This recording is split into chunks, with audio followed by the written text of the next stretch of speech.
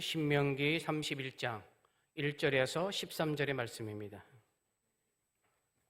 신명기 31장 1절에서 13절 말씀은 구약성경 311면에 있습니다. 이 말씀을 저와 여러분들이 교독으로 봉독하겠습니다. 신명기 31장 1절에서 13절입니다.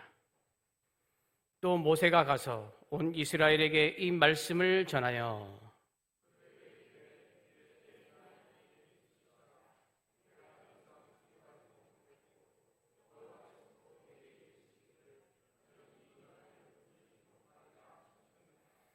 여호와께서 이미 말씀하신 것과 같이 내 하나님 여호와께서 너보다 먼저 건너가사 이 민족들을 내 앞에서 멸하시고 내가 그 땅을 차지하게 할 것이며 여호수아는 내 앞에서 건너갈지라.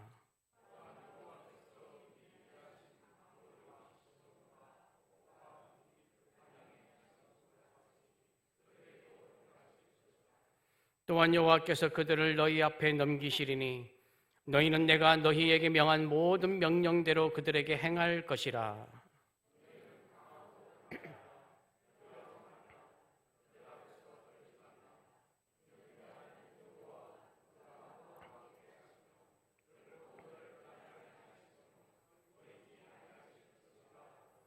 모세가 여호수아를 불러 온 이스라엘 목전에서 그에게 이르되 너는 강하고 담대하라. 너는 이 백성을 거느리고 여호와께서 그들의 조상에게 주리라고 맹세하신 땅에 들어가서 그들에게 그 땅을 차지하게 하라.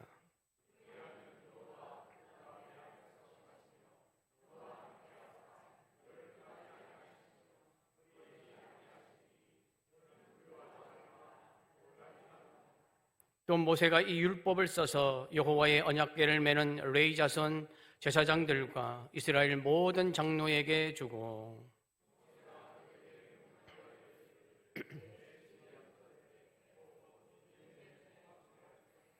온 이스라엘이 내 하나님 여호와 앞 그가 택하신 곳에 모일 때에 이 율법을 낭독하여 온 이스라엘에게 듣게 할지니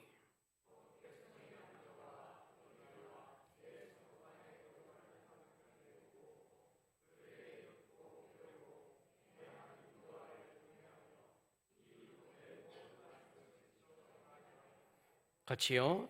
또 너희가 요단을 건너가서 차지할 땅에 거주할 동안에 이 말씀을 알지 못하는 그들의 자녀들에게 듣고 내 하나님 여호와 경외하기를 배우게 할지니라.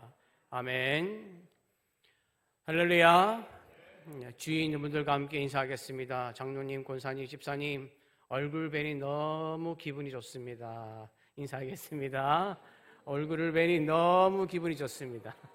예, 기분이 좋습니다. 예, 오늘은 신명기 이제 강의가 다 끝나갑니다. 오늘하고 다음 주 하면 신명기가 우리가 이제 다 끝나게 되는데 혹시 개근하신 분들은 다음 주까지 끝까지 개근은 잘 하셔서 개근 또 수료증을 받으시기를 바랍니다.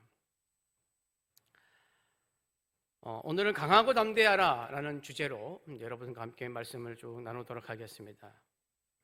여러분, 우리는 지금까지 이제 신명기를 통해서 가나안 땅에 들어가는 출애굽 제2세대들에게 하나님께서 모세를 통하여 어떤 말씀을 전했는가를 살펴보았습니다. 신명기 1장에서 4장까지는 지난 광야 생활을 돌아보면서 하나님께서 어떻게 인도하셨는가를 말씀을 하였고 5장부터 26장까지는 이제 가나안 땅, 하나님이 인도하시는 그 가나안 땅에 들어가서 하나님의 백성이 어떻게 살 것인가에 대해서 정말 구구절절히 하나님께 자세하게 구체적으로 말씀을 하셨습니다.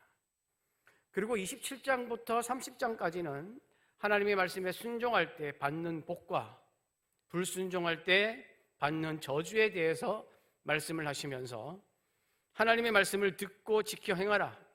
그리고 생명, 즉 하나님을 선택하여 하나님의 백성으로 행복한 길을 걸으라고 말씀하셨습니다.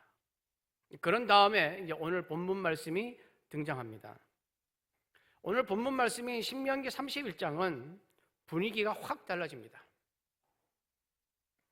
지금까지 계속 하나님의 말씀을 듣고 그 말씀을 그대로 전달해 왔던 모세가 이제 자신의 죽음을 준비하고 여호수아에게 지도자의 자리를 넘겨주는 장면입니다. 오늘 교재를 보시면 강하고 담대하라 주제가 나와 있고 제1 마음 열기를 보시면 리더가 바뀌거나 환경이 변할 때 두려웠던 적이 있습니까? 라고 질문하고 있습니다. 여러분, 우리 교회도 이 변화를 경험한 교회이지 않습니까? 사람은 익숙한 것을 좋아합니다. 그래서 익숙한 사람이 떠나고 익숙한 환경이 바뀌고 하면은 보통 사람들은 불안해하고 두려워합니다. 예를 들어서 또 오래 다녔던 직장에서 상사가 바뀌어도 신경이 쓰이고 교회에서 담임 목사가 바뀌어도 걱정스럽고 불안합니다. 병원에서 오랫동안 나를 치료해 준 의사가 다른 병원으로 간다든지 믿고 의지하였던 학교 선생님이 다른 학교로 가고 나면 걱정이 생깁니다. 앞으로 어떻게 될까? 잘 될까? 뭐 이런 생각이 자연스럽게 마음에 드는 것이 사람의 심리입니다. 여러분, 모세가 이스라엘 백성과 더 이상 함께 할 수 없다는 사실은 이스라엘 백성들에게는 충격이었습니다. 아, 그렇구나. 이제 다른 지도자가 세워지나? 그게 아니라 이스라엘 백성들에게는 정말 충격적인 일이었습니다. 걱정스러운 일이었습니다. 불안해지는 시기였고 두려움이 휩싸이는 마음이었습니다. 왜냐하면 모세는 이스라엘 백성에게 있어서 그냥 지도자가 아닙니다. 모세는 이스라엘 백성들이 애굽에서 430년 동안 노예 생활을 할 때 하나님의 명령을 따라 애굽 왕 바로 앞에서 당당하게 내 백성을 애굽에서 내보내라 라고 외쳤던 사람입니다. 10가지 재앙을 통해서 이스라엘을 애굽에서 나오게 했던 사람입니다. 홍해 앞에서 뒤에 따라오는 애굽 군대를 보면서 두려움에 떨고 있던 백성에게 지팡이를 내밀어 홍해 바다를 갈랐던 사람입니다. 광야에서 물이 없다고 원망할 때에 백성들을 위해서 하나님께 기도하며 반석에서 물을 내었던 사람입니다. 먹을 것이 없다고 불평할 때에 백성들을 위해서 하나님께 부르짖었던 사람입니다. 백성들이 원망하고 불평할 때마다 백성들을 위해서 하나님께 중보 기도를 했던 사람이 모세입니다. 출애굽기 32장 32절, 이게 제일 대표적인 기도이지 않습니까? 그러나 이제 그들의 죄를 사하시옵소서. 그렇지 아니하시오면 원컨대 주께서 기록하신 책에서 내 이름을 지워버려 주십시오. 자신의 생명을 걸고 백성들을 보호하며 기도하였습니다. 또한 이스라엘 백성들이 끊임없이 불평하고 하나님이 만나를 주셨음에도 고기를 달라고 또 불평하는 것을 보고 민수기 11장 12절에는 모세가 이렇게 말합니다. 이 모든 백성을 내가 배웠나이까? 내가 그들을 낳았나이까? 어찌 주께서 내게 양육하는 아버지가 젖먹는 아이를 품듯 그들을 품에 품고 주께서 그들의 열조에게 맹세하신 땅으로 가라 하시나이까? 이 말은 정말 모세가 이스라엘 백성들 계속해서 원망하고 불평하는 것을 보고 참다 못해서 하나님, 이 백성을 내가 배웠습니까? 내가 품었습니까? 내가 낳았습니까? 라면서 한탄하는 기도의 내용입니다. 그런데 모세는 이렇게 부르짖을 만큼 백성들의 온갖 불평을 애통해하면서 온몸으로 받아낸 그야말로 영적인 아버지와 같은 존재였습니다. 그리고 시내산에 올라가 하나님이 주시는 십계명과 율법을 받아 백성들에게 전한 사람입니다. 무려 40년 동안 이스라엘 백성은 모세와 동고동락하며 희노애락을 함께 나누면서 모세의 인도를 받으며 광야길을 걸었습니다. 이 거의 모든 내용은 다 출애굽 1세대에게 해당되는 내용입니다. 그러면 출애굽 2세대들에게는 모세는 어떤 사람이었나? 출애굽 2세대들에게 있어서 모세는 태어나자마자 이스라엘의 지도자였습니다. 그리고 요단강을 건너 가나안 땅에 들어가 그 요단 앞에 서 있을 때도 지도자는 모세였습니다. 그러니까 평생을 함께 해온 유일한 지도자였습니다. 게다가 모세는 어떤 사람이었느냐? 어떤 신앙을 가진 사람이었느냐? 어떤 영적인 면을 갖추고 있었느냐 하면 출애굽기 33장 11절 상반절에 이렇게 말합니다. 사람이 자기의 친구와 이야기함 같이 여호와께서는 모세와 대면하며 말씀하시며. 신명기 34장 10절입니다. 여기에 또 그 내용이 나옵니다. 그 후에는 이스라엘의 모세와 같은 선지자가 일어나지 못하였나니 모세는 여호와께서 대면하여 아시던 자요. 이스라엘 지도자 중에 성경에 나오는 모든 인물 중에 하나님과 대면했던 사람은 모세가 유일합니다. 모세밖에 없습니다. 이에 이스라엘 백성들에게 모세는 잊을 수 없는 지도자였습니다. 그런데 이제 모세는 말합니다. 내가 더 이상 출입하지 못하겠고. 이스라엘에게 있어서 모세의 이 말은 자신들을 40년 동안 든든하게 이끌어준 지도자가 사라진다는 것이었습니다. 이때까지 40년의 광야길을 걸었던 이유인 가나안 정복을 이제 눈앞에 두고 있는데, 가장 중요한 일을 눈앞에 두고 있는데 아버지처럼 굳건하게 의지해왔던 지도자 모세가 더 이상 함께 갈 수 없다는 것입니다. 여러분, 이스라엘 백성들은 굉장히 불안했습니다. 부모를 잃어버린 어린아이와 같았습니다. 모세 없이 우리가 가나안 땅에 들어갈 수 있을까? 우리의 모든 불평과 원망을 다 받아냈던 모세였는데 우리가 모세 없이 과연 들어갈 수 있을까? 가나안에는 강한 민족들과 강한 성읍들이 그렇게 많다는데 우리가 과연 이길 수 있을까? 백성들의 마음속에는 이런 두려움이 생기는 것이 어떻게 보면 자연스러운 것이었습니다. 그런데 하나님은 이 상황을 통해서 우리에게 아주 중요한 사실을 말씀하고 있습니다. 그 말씀이 무슨 말씀이냐? 사람은 바뀌지만 하나님은 바뀌지 않는다는 것입니다. 그동안 너무너무 이스라엘 백성들이 의지해왔던 모세는 떠나지만 모세가 한 모든 일을 주장하셨던 하나님은 떠나지 않습니다. 지도자는 바뀌지만 지도자의 역할을 할 수 있도록 모든 것을 가르쳐 주시고 인도해 주신 하나님은 함께 하십니다. 환경은 변하고 상황은 바뀌지만 하나님은 변하지 않습니다. 우리 인생도 마찬가지입니다. 우리는 삶의 상황과 환경이 바뀔 때가 종종 있지 않습니까? 익숙했던 사람이 떠나고 새로운 사람이 오면 서먹한 마음으로 걱정합니다. 오랫동안 습관처럼 해오던 일이 바뀌면 불안하고 두렵습니다.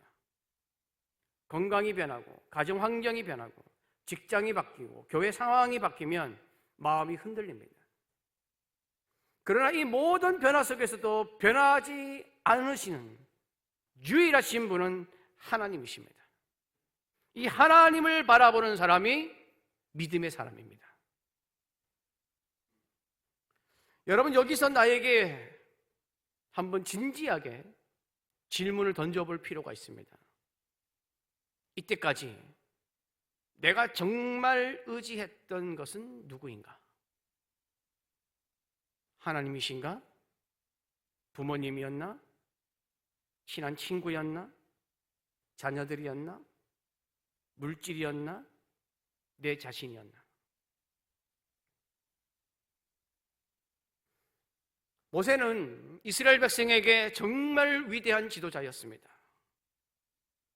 하지만 이스라엘을 애굽에서 구원하신 분, 온갖 역사와 기적을 통해서 이스라엘을 지켜주신 분, 순간순간마다 이스라엘을 인도하신 분은 모세가 아니라 하나님이십니다. 홍해를 가르신 분도 모세가 아니라 하나님이십니다. 광야에서 만나와 메추라기를 떨어지게 하신 분도 모세가 아니라 하나님이십니다. 반석에서 물을 주신 분도 모세가 아니라 하나님이십니다. 옷이 헤어지지 않게, 발이 부르트지 않게 하신 분도 모세가 아니라 하나님이십니다. 낮에는 구름기둥, 밤에는 불기둥으로 인도하신 분도 모세가 아니라 하나님이십니다. 모세는 하나님의 손에 붙들려 사용된 하나님의 종일 뿐이었습니다. 우리는 이 사실을 기억할 필요가 있습니다. 그래야 사람이 바뀌고 상황이 바뀌고 환경이 바뀌어도 두려워하지 않습니다. 흔들리지 않는 것입니다. 그러면 이제 말씀 속으로 들어가 보도록 하겠습니다. 교재 보시면 말씀 속으로 1. 리더십 교체. 모든 것을 하나님이 하셨음을 염두하고 우리가 조금 전에 읽었던 신명기 31장 1절에서 7절을 다시 한번 교독하겠습니다. 1절에서 7절 교독하겠습니다. 또 모세가 가서 온 이스라엘에게 이 말씀을 전하여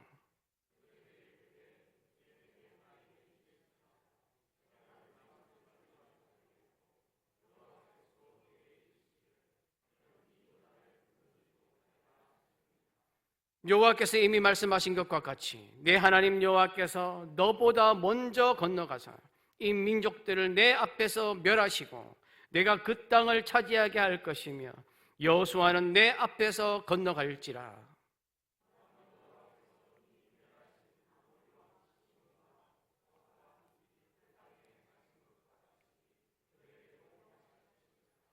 또한 여호와께서 그들을 너희 앞에 넘기시리니 너희는 내가 너희에게 명한 모든 명령대로 그들에게 행할 것이라.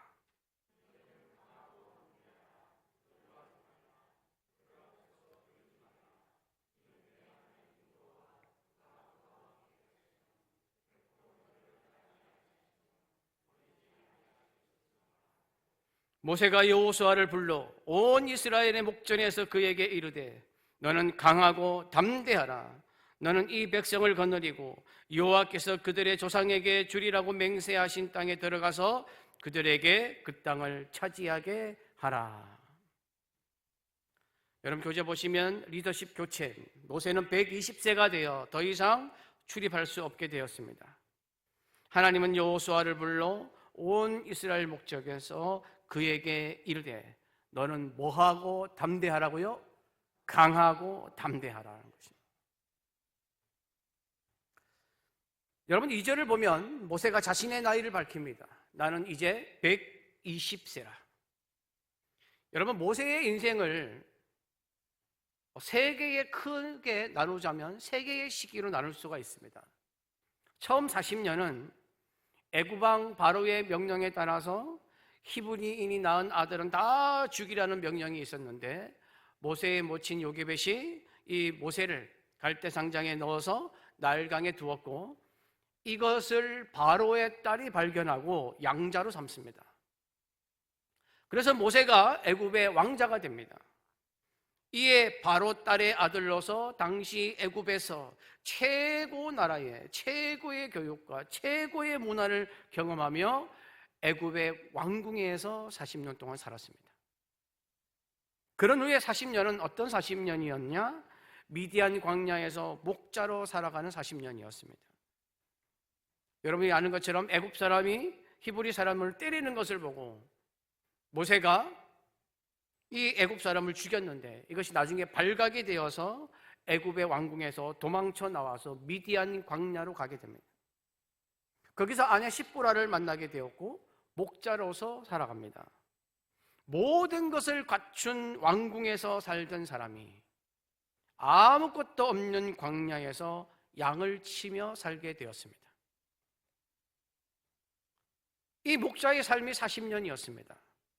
그리고 마지막 40년은 이스라엘의 지도자로 살았습니다.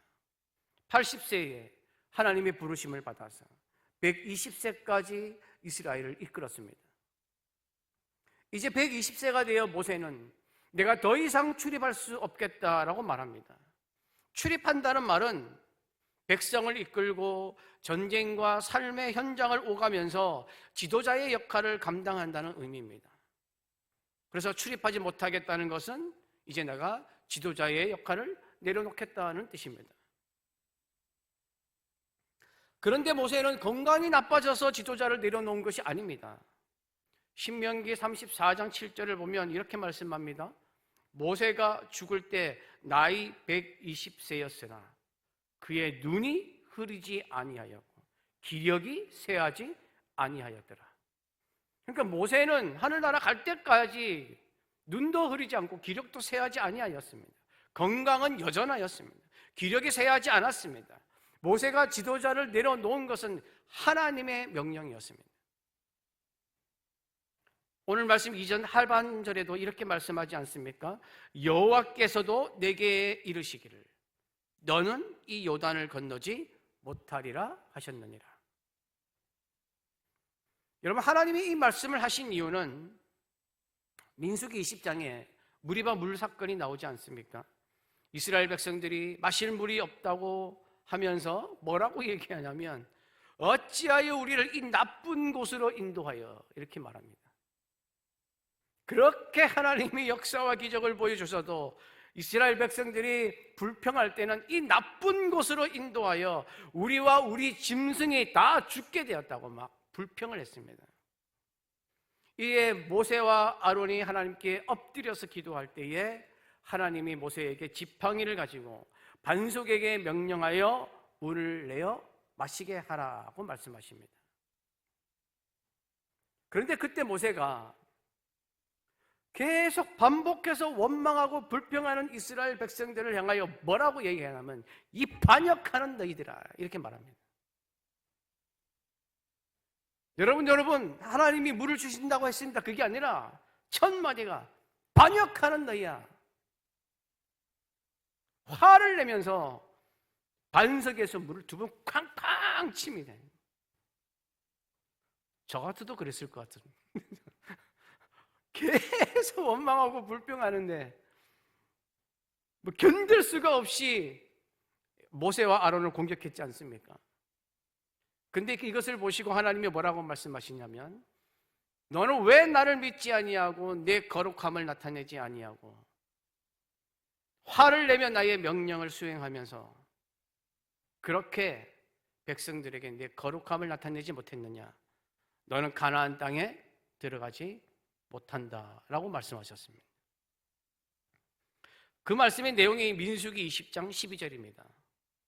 여호와께서 모세와 아론에게 이르시되 너희가 나를 믿지 아니하고 이스라엘 자손의 목전에서 내 거룩함을 나타내지 아니한 고로 너희는 이 회중을 내가 그들에게 준 땅으로 인도하여 드리지 못하리라 하시니라. 이 때문에 모세는 가나안 땅에 들어가지 못합니다.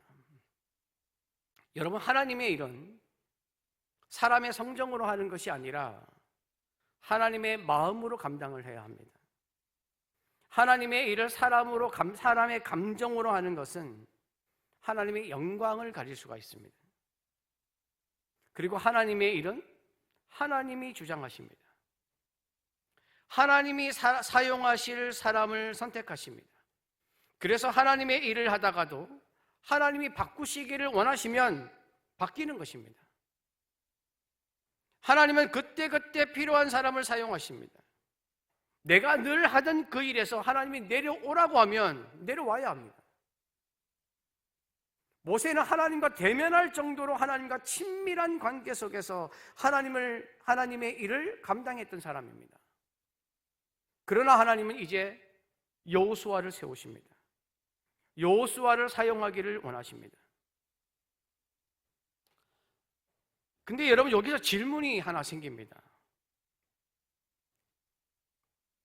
물론 무리바 물 사건으로 인하여 하나님이 모세를 가나안 땅에 들어가지 못하게 하셨지만 40년 동안 이스라엘을 잘 이끌어왔고 하나님과 대면하여 관계를 맺어왔던 모세를 그 한 번의 실수로 가나안 땅에 들어가지 못하게 하셨을까?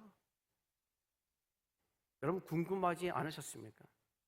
저는 이걸 볼 때마다 왜 그러셨을까 하는 생각을 많이 했던 사람인데, 하나님은 사람의 실수도 잘 용서하시는 분이십니다. 모세의 그 한 번의 실수가 하나님 보시기에 정말 가나안 땅에 들어가지 못할 만큼 큰 잘못이었나? 모세는 정말 실패한 자로서 하나님 앞에서 백성들에게 물을 낼 때에 실패한 자로서 버림을 받아서 가나안 땅에 들어가지 못했을까?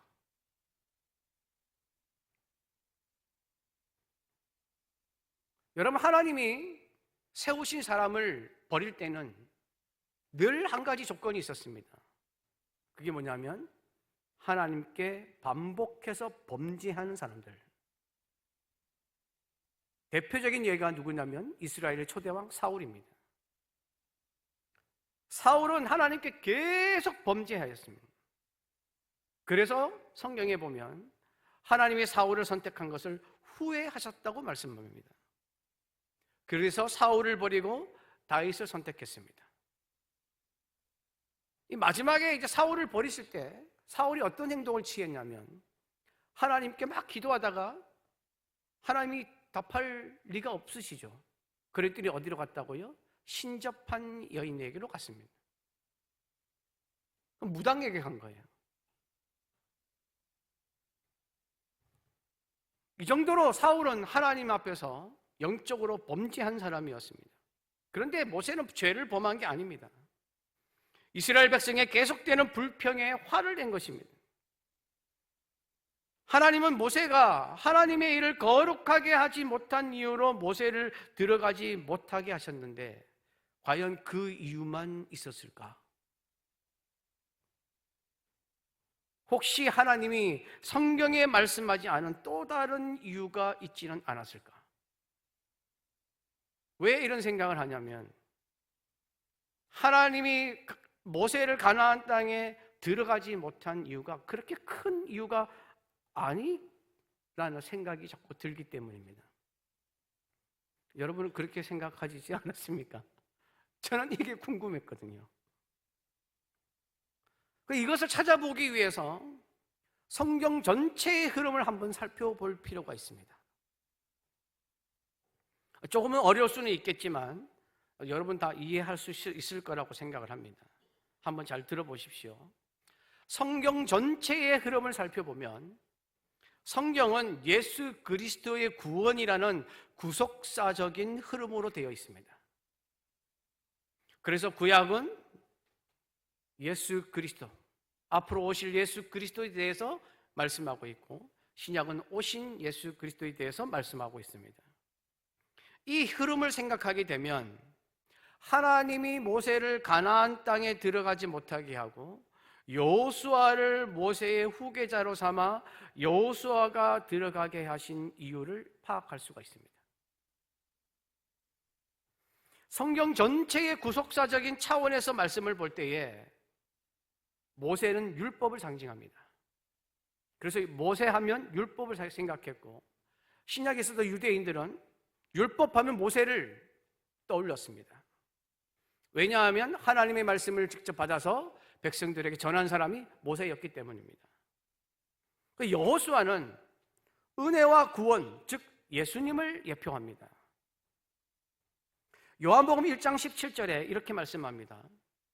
율법은 모세로 말미암아 주어진 것이요 은혜와 진리는 예수 그리스도로 말미암아 온 것이라. 율법은 백성들이 죄를 깨닫게 하고 광야를 지나는 동안 백성들을 인도하는 역할을 하였습니다. 그러나 율법으로는 구원을 받을 수가 없습니다. 그렇죠? 우리가 이거는 로마서 할 때 다 다루었습니다. 율법 자체로는 사람이 구원을 얻어서 하나님이 약속하신 하나님의 나라에 들어가서 참된 안식을 얻게 할 수는 없습니다. 이에 율법의 상징인 모세가 가나안 땅을 바라보기만 하고 들어가지 못한 것은 율법의 한계를 보여주는 것입니다. 반면에 여호수아라는 이름은 여호와는 구원이시다라는 뜻으로 예수님의 이름과 같은 의미를 지니고 있습니다. 구원이라는 뜻의 이름은 같기도 하지만 이름이 같다고 예수님과 연결시키는 것이 아니라 여호수아는 하나님의 백성을 약속의 땅으로 인도하였고 예수님은 하나님의 백성을 구원과 하나님의 나라로 인도하셨습니다. 이에 여호수아를 성경 전체에서 볼 때는 예수님의 예표로 삼는 것입니다. 그래서 하나님이 인도하시는 약속의 땅은 구약에서는 가나안이고 신약에서는 하나님의 나라인데 이곳으로 백성들을 이끌고 들어가는 것은 율법이 할 수 있는 것이 아닙니다. 그래서 모세가 할 수 있는 것이 아니라 오직 은혜와 구원자이신 예수 그리스도를 통해서만 가능하다라는 것을 보여주기 위해 예수님의 예표인 여호수아가 가나안 땅으로 들어가는 것을 보여주는 것입니다. 어느 정도 이해가 가십니까? 이게 하나님이 성경 전체를 통해서 보여주는 그림입니다. 이게 하나님은 모세를 통해서 말씀하십니다. 신명기 31장 7절입니다. 모세가 여호수아를 불러 온 이스라엘을 목전에서 그에게 이르되 너는 강하고 담대하라. 너는 이 백성을 거느리고 여호와께서 그들의 조상에게 주리라고 맹세하신 땅에 들어가 그들에게 그 땅을 차지하게 하라. 그런데 하나님께서는 여호수아에게 강하고 담대하라는 말을 6절에서도 하십니다. 너희는 강하고 담대하라. 두려워하지 말라. 그들 앞에서 떨지 말라. 이는 내 하나님 여호와 그가 너와 함께 가시며 결코 너를 떠나지 아니하시며 버리지 아니하실 것입니다. 6절과 7절에서 두 번이나 반복하고 계십니다. 강하고 담대하라. 여러분, 강하고 담대하라는 말이 어떤 의미이길래 두 번이나 반복하고 계실까? 여러분, 강하고 담대하라는 표현은 히브리 원어로 보면 두 단어가 연결되어 있습니다. 강하다에 해당하는 원어가 하자크라는 단어인데 이 뜻이 뭐냐면 강하게 붙들다, 힘을 내다 이런 뜻입니다.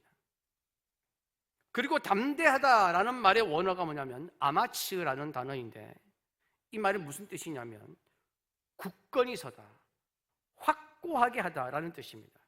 그러니까 강하고 담대하라는 말은 그냥 우리가 일반적인 생각으로 용기를 내서 겁내지 말라 이런 뜻이 아닙니다. 무슨 뜻이냐면 굳건히 서서 하나님을 강하게 붙들라 이 뜻입니다. 강하게 담대라는 말은 네 마음을 강하게 해, 너 마음을 담대하게 해 그 뜻이 아니라 하나님을 강하게 붙들라는 뜻입니다. 하나님이 강하고 담대라는 말을 두 번이나 한 것은 여호수아에게 하나님을 붙들라고 하는 것입니다. 그럼 여호수아에게 왜 두 번이나 말씀하셨을까요? 여호수아가 두려워하고 있었기 때문입니다. 그럼 여호수아는 왜 두려웠을까요? 첫 번째는 이스라엘보다 강한 가나안의 군대, 전에도 말씀을 드렸지만 어마어마한 군사력과 철병거 900대를 가지고 있는 군대들. 그런데 이거보다 더 부담스러운 것이 뭐냐면 모세의 후계자가 되었다는 것입니다. 여러분, 여호수아는 모세의 시종이었습니다. 출애굽기 24장 13절, 민수기 11장 28절, 여호수아 1장 1절에 보면 모세의 시종 눈의 아들 여호수아라고 되어 있습니다. 모세의 시종 눈의 아들 여호수아. 여러분, 시종이 무엇입니까? 여러분, 시종은 그냥 종과 틀립니다. 그냥 노예 같은 종을 말하는 것이 아닙니다. 시종이 뭐냐면 지도자를 가까이에서 보자 하면서 지도력을 배우는 수종자를 말합니다.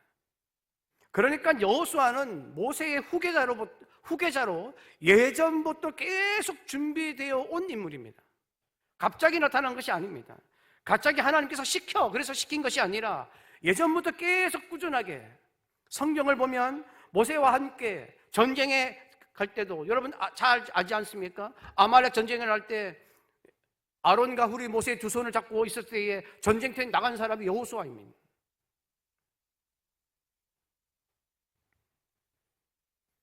그러나 모세의 든든한 지도력이 있은 후에 모세가 살아있음에도 여호수아가 모세의 역할을 해야 하는 것은 부담 중에 부담이었습니다.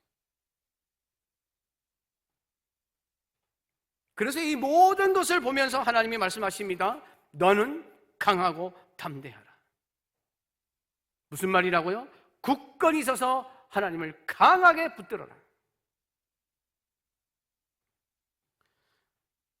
여호수아가 하나님을 강하게 붙들 수 있는 이유가 무엇입니까, 여러분? 본문에서 두 가지를 말씀하고 있습니다. 첫 번째는 하나님이 함께 하시기 때문입니다. 여러분, 믿음의 담대함은 내 자신감에서 나오는 것이 아닙니다. 나는 할 수 있다. 나는 할 수 있다. 사람이 그냥 자기 자신에게 그냥 무슨 주문을 외우듯이 나는 할 수 있다라고 말하는 것은 아무런 힘이 없습니다, 여러분. 그냥 나를 위로하고 순간적인 용기를 주는 것밖에 없습니다. 그러나 하나님이 함께 하시니, 하나님이 나를 떠나지 않으니, 나를 버리지 않으니 할 수 있다. 담대하라. 굳건히 서서 하나님을 강하게 붙들어라. 라는 것은 큰 힘을 주는 것입니다. 위대하신 하나님, 온 세상의 주인이신 하나님이 너와 함께 있다는 것, 너를 버리지 않을 거라는 것은 놀라운 용기를 주는 것입니다. 여러분도 모두 삶과 신앙에 있어서 하나님을 강하게 붙들고 사는 담대한 자가 되시기를 축복합니다. 두 번째 이유는 3절과 8절에 나와 있습니다. 8절을 함께 봉독하겠습니다. 8절 말씀입니다. 그리하면 여호와 그가 내 앞에서 가시며 너와 함께 하사 너를 떠나지 아니하시며 버리지 아니하시리니 너는 두려워하지 말라, 놀라지 말라. 여러분, 교재 말씀 속으로 두 번째입니다. 하나님이 앞서 가신다. 여호와께서 너보다 어떻게 건너가신다고요? 먼저 건너가십니다. 여호와 그가 내 앞에서 가시며 너와 함께 하사 너를 떠나지 아니하시며 버리지 아니하시리니 너는 두려워하지 말라. 여러분, 하나님은 우리보다 앞서 가시는 분이십니다. 먼저 가시는 분이십니다. 먼저 가서 준비하시고 먼저 가서 이루시고 먼저 가서 우리를 기다리십니다. 이스라엘 백성은 지금 요단강 앞에 서 있습니다. 요단강을 건너면 가나안 땅입니다.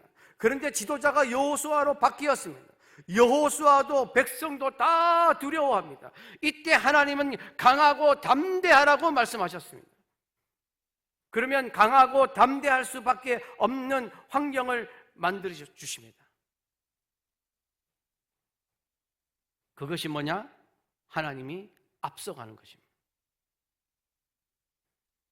강하고 담대할 수밖에 없는 환경을 하나님께서 만들어 주시고 강하고 담대하라고 말씀하십니다. 하나님을 굳건히 붙들라고 말씀하시는 것입니다. 왜? 하나님이 앞서 가시기 때문입니다. 먼저 가 계시기 때문입니다. 우리는 새로운 환경을 만나거나 새로운 일을 하거나 어떤 목적을 이루려고 할 때 이런 생각을 합니다. 내가 먼저 가서 해야 할 일은 무엇인가? 내가 해결해야 할 일은 무엇인가? 내가 어떻게 하면 되나? 그러나 하나님을 믿는 사람이 기억해야 할 것은 하나님이 먼저 가십니다. 우리는 앞으로 어떤 일이 일어날지 모르지만 하나님은 알고 계십니다. 그래서 하나님이 먼저 가십니다. 우리는 새로운 환경을 만나지만 하나님에게는 새로운 것이 없습니다. 그래서 먼저 가십니다. 그러므로 믿음은 내가 먼저 하려고 출발하는 것이 아니라 앞서가는 하나님을 따라가는 것입니다. 하나님은 이것을 3절과 8절에서 2번 반복하여 말씀하십니다. 3절에 너보다 먼저 건너가서 이 민족들을 내 앞에서 멸하시고, 8절에 여호와 그가 내 앞에 가시며. 2번 반복하는 이유가 무엇입니까? 반드시 기억하라는 것입니다. 하나님이 먼저 가십니다. 지도자는 바뀌었습니다. 그러나 조금 전에 말씀을 드린 것처럼 하나님의 백성을 책임지고 인도하셨던 분은 모세가 아닙니다. 여호수아도 아닙니다. 하나님이십니다. 그러므로 하나님을 바라보아야 합니다. 그래서 강하고 담대하라고 말씀하시는 것입니다. 하나님을 강하게 붙들라고 말씀하고 있는 것입니다. 이스라엘 백성들이 광야에서 생활하면서 모세의 뒤를 따라갔지만 모세 앞에는 항상 누가 계셨다고요? 하나님이 계셨습니다. 하나님이 먼저 가고 계셨습니다. 모세와 이스라엘 백성들이 낮에는 구름 기둥을 따라가고 밤에는 불 기둥을 따라갔지만 그 구름 기둥과 불 기둥 앞에는 누가 있었다고요? 하나님이 계셨습니다.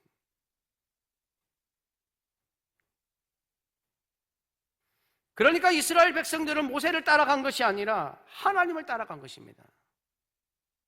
하나님은 우리 앞에서 길을 준비하시며 항상 우리와 함께 하십니다. 우리를 떠나지 않으십니다. 버리지 않으십니다. 그러니 두려워하지도 말고 놀라지 말라고 말씀하십니다. 여러분의 인생길 하나님이 먼저 가십니다. 이것을 기억하며 두려움이 없는 인생이 되시기를 축복합니다. 이제 신명기 31장 9절에서 13절을 함께 교독하겠습니다. 9절에서 13절 말씀 교독합니다. 또 모세가 이 율법을 써서 여호와의 언약궤를 매는 레위자손 제사장들과 이스라엘 모든 장로에게 주고,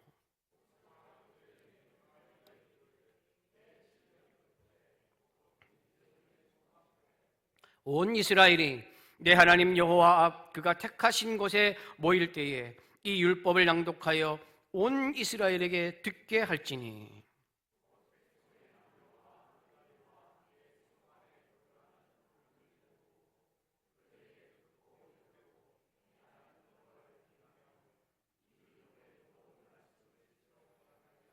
또 너희가 요단을 건너가서 차지할 땅에 거주할 동안에 이 말씀을 알지 못하는 그들의 자녀에게 듣고 내 하나님 여호와 경외하기를 배우게 할지니라. 여러분, 교재에 3번입니다. 말씀 속으로 3번. 율법 낭독. 매7년 초막절에 온 이스라엘 앞에서 이 율법을 낭독하여 그들의 자녀에게 듣고 내 하나님 여호와 뭐 하기를 배우게 하라고요? 경외하기를 배우게 하라. 하나님은 이스라엘의 지도자가 바뀌는 이 순간에 다시 한번 말씀의 중요성을 강조하고 있습니다. 그러면서 매7년 끝해 곧 면제년의 초막절에 라고 말씀하고 있습니다. 여러분, 초막절은 이스라엘이 광야에서 장막 생활을 했던 것을 기억하며 하나님의 인도하심을 감사하며 지켰던 절기입니다. 그러니까 7년마다 백성들이 모여서 해야 하는 것은 하나님께서 광야에서 우리를 지켜주시고 인도하셨다라는 것을 정기적으로 기억하라는 것입니다. 그리고 하나님의 말씀을 듣고 지켜 행하라고 말씀하고 있습니다. 그래서 거기서 끝나지 말고 말씀을 알지 못하는 자녀들에게 말씀을 듣고 배우고 지켜 행하게 해야 해서 하나님 경외하기를 배우게 하라고 말씀하고 있습니다. 여러분, 신명기는 우리에게 분명하게 말씀하고 있습니다. 하나님의 백성이 행복하게 살기 위해서 반드시 해야 하는 것은 하나님의 말씀을 듣고 배우고 지켜 행하는 것이다. 신명기는 이걸 강조하고 있습니다. 지도자가 바뀌어도, 환경이 바뀌어도, 상황이 바뀌어도 모든 것을 주장하시고 인도하시는 분은 하나님이시니 너희는 하나님의 말씀을 듣고 지켜 행하라고 말씀하고 있습니다. 이것이 신명기의 주제라고 생각하셔도 됩니다.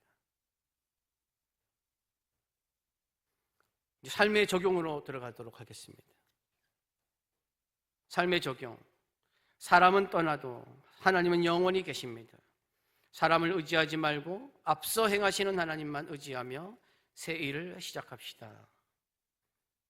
여러분, 이때까지 우리가 함께 말씀을 나눈 것처럼 사람은 바뀌고 환경도 바뀌고 상황이 낯설어도 이 모든 것을 주장하시고 주관하시고 인도하시는 분은 하나님 한 분이십니다. 하나님은 영원히 우리와 함께 하십니다. 그리고 하나님은 변하지 않습니다. 또한 하나님은 내가 인생의 길을 가기 전에 먼저 가십니다.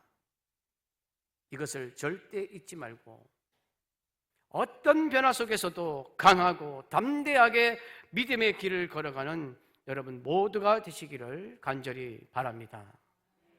아멘. 찬송하고 기도하겠습니다. 아무것도 두려워하지 말라.